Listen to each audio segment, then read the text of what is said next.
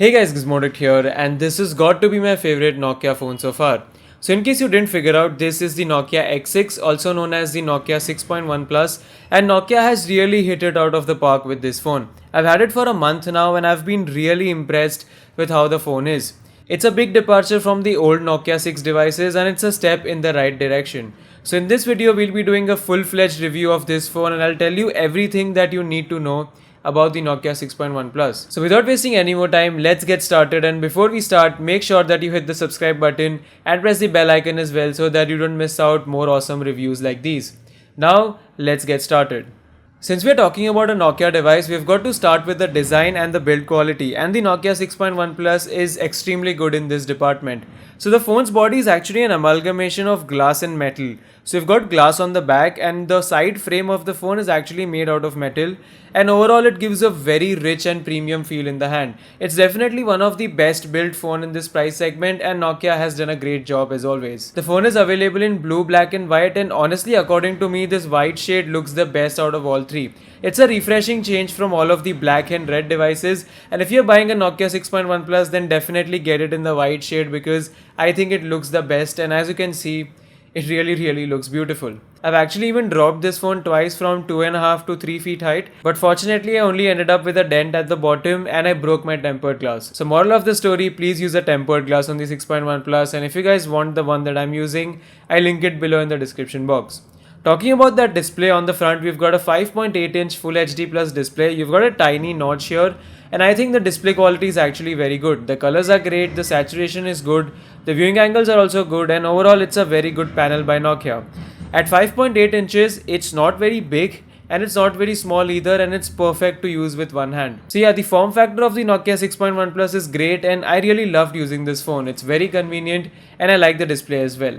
As impressive the Nokia 6.1 Plus is on the outside, so is the case on the inside. They haven't skimmed out on good hardware this time because you've got a Snapdragon 636 processor, 4 gigs of RAM and 64 GB of storage. I know 6 GB is the standard now, but then I didn't have any complaints while using the phone in day-to-day activities or even gaming.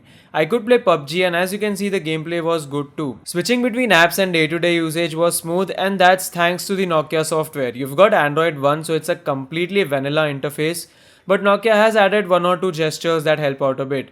What I like about Nokia is that they handle the software very well. They don't mess up with stock Android and they have a very great reputation in terms of updates. They update their devices almost every month with monthly security patches, and I won't be surprised if the 6.1 Plus is one of the first devices to receive Android Pie in this segment. It's honestly really good how Nokia handles software, and I wish other manufacturers take a note of this.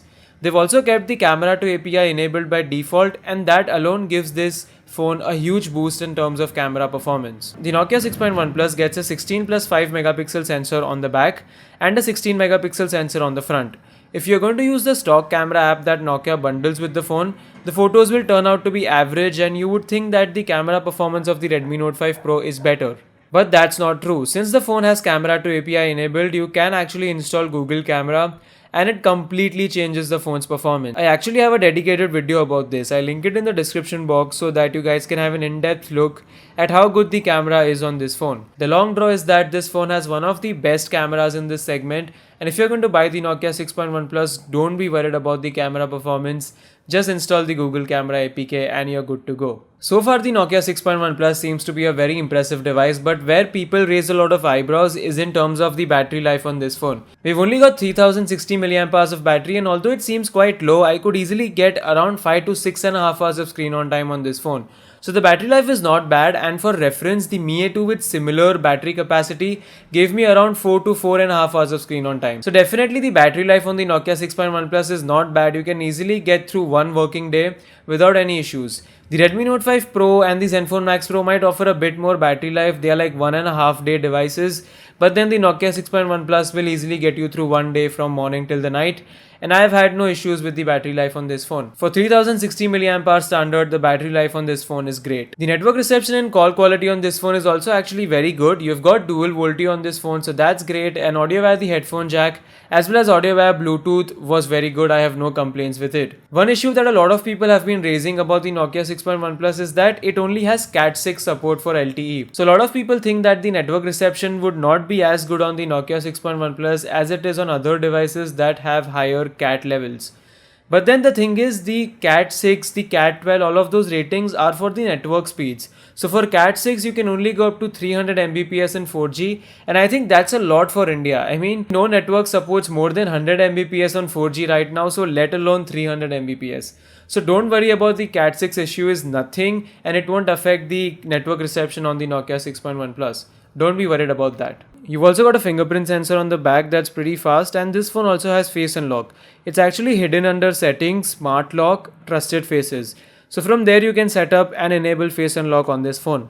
It works quite well, and if you want you can use it. So overall, to conclude, I think that the Nokia 6.1 Plus is a complete package. For 16,000 rupees you're getting a really good build quality and form factor, impressive display and performance, good battery life, and a great set of cameras. Plus you've got Nokia software support, which is one of the best in this segment. So I have no issues in recommending the Nokia 6.1 Plus. If you're on the fence of buying this phone, then please go get the Nokia 6.1 Plus. I know the Motorola One Power and the Realme 2 Pro are coming out in the same segment, and the Nokia 6.1 Plus is going to go against them. But don't worry, I'll be buying those phones and I'll be making videos about them as well. As compared to the Motorola One Power, even though that phone has Android One, I think that the overall software experience as well as the camera performance would be better on the Nokia 6.1 Plus. But we'll find that out in my comparison video. With respect to the 6GB variant of the Zenfone Max Pro, I would go with the Nokia 6.1 Plus because the display is better on this phone, you've got a better set of cameras, and overall I like the Nokia 6.1 Plus more than the Zenfone Max Pro. So yeah, if you're confused between those two phones, my pick would be the Nokia 6.1 Plus. Anyways, that's all I have to say about the Nokia 6.1 Plus. I really like this phone and Nokia has done a great job.